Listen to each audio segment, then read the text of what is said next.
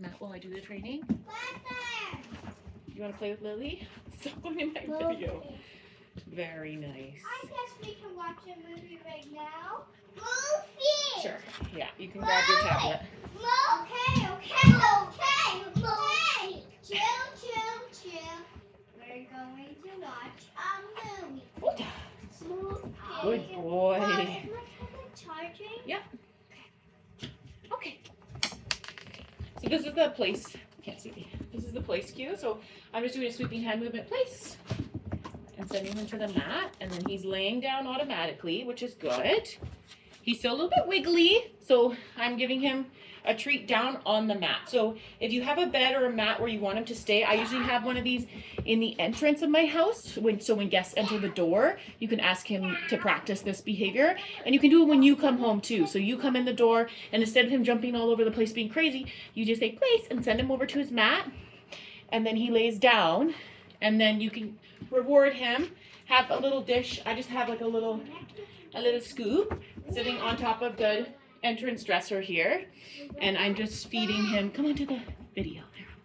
And now I'm just feeding him down here on the mat. So if you put the food down on the mat, it makes the mat the spot where he wants to be. Instead of him like trying to inch towards you because he's trying to get the food, he'll just wait on the mat because that's where the food gets dropped.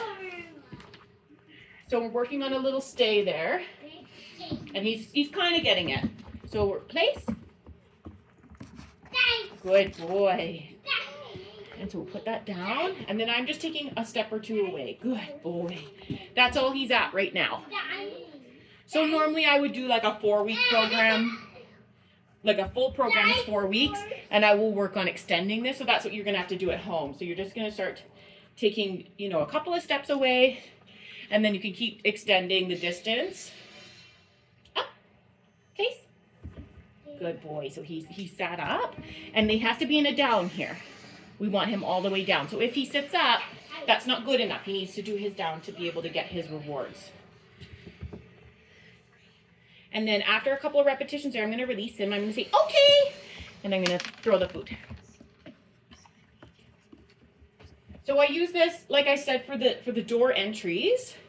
I also use it, you could use it at dinner time if you find him a little annoying around the table. You can put a little mat beside the table and reward him occasionally. You're kind of touching kibble while you're eating, which is a little bit gross, but it's a fun little exercise. I also like to do it while I'm cooking in the kitchen, because it stops them from checking out counters and trying to get into stuff while you're cooking. So a good time to practice that is just, in the morning while you're making breakfast or making coffee, you just have a little mat. I have mats around my house. So this is at my entrance. I have just like an anti-fatigue mat in the kitchen that's just there for me, but I use it as a placemat for the dog. So it doesn't have to be a bed or a special dog mat. It can be anything that just delineates a space. Good boy. And all I did to teach him this was just lure him with the food. So the hand signal is just pointing to the ground, and he'll go down. And I'm just saying the word, okay.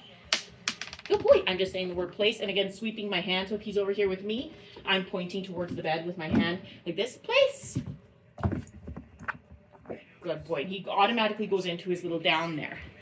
So I'd love to see you practicing this at home, and I'd love to do a video lesson with you just to help you set it up and make sure that he's responding. And I would practice this for 10 or 15 minutes.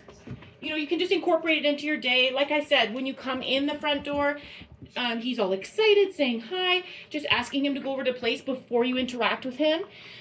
Give him some treats, let him calm down a little, and then start petting him and stuff, just so he's not getting rewarded, because he tends to get a bit jumpy when he's excited, and we don't want him jumping on people, right? So just sending him over to do the place is a really good routine to get into.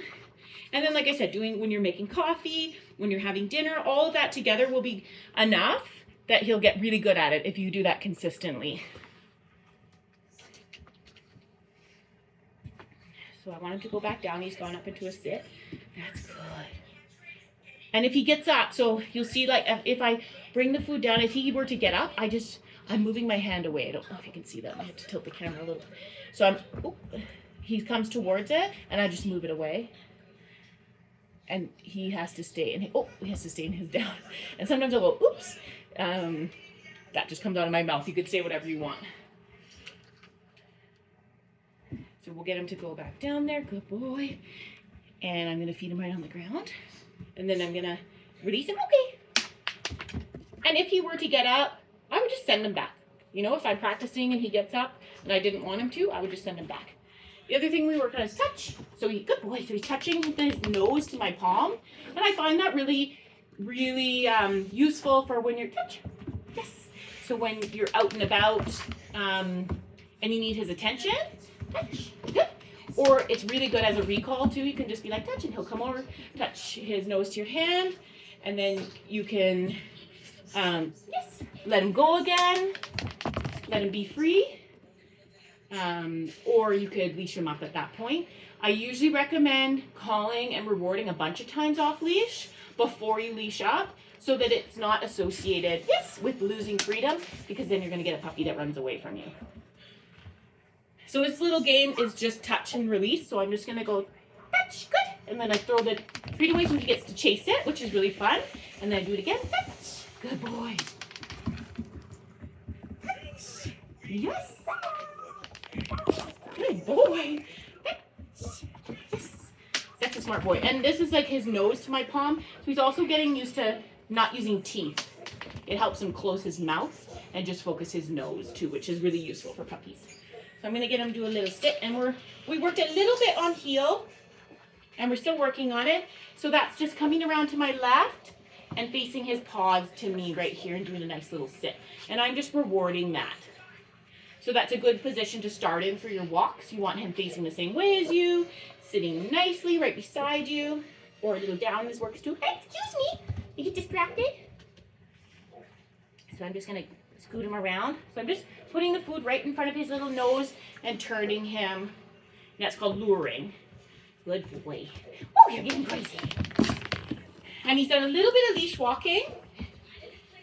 Oh, that's a nice place. I didn't ask for it. If he offers something like this, like he goes and just lays on the mat, I always feed that because we want this as a default behavior in your home, that he sees a mat and he just goes and lays on it. Just as a default behavior, he's just like, oh, I see a mat. I lay on it. It's nice and polite. And if we don't even have to ask for it, that's even better, right? That when you come in the front door, you don't have to say place. When guests come, you don't have to say place. He just runs to his mat expecting that he gets his goodies, right? So we want those to become automatic. So if he does it without being asked, that is perfect. We love that.